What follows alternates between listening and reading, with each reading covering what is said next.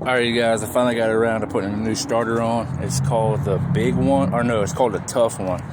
Like, this is what it looked like.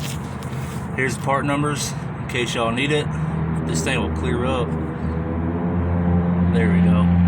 I think that's the part numbers anyway, but look how big that freaking, was that a solenoid or solenoid? I don't know. But that one's huge.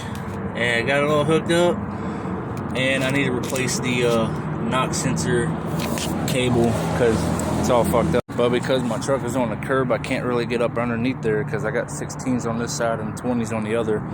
So I have to get a jack and jack that mug up.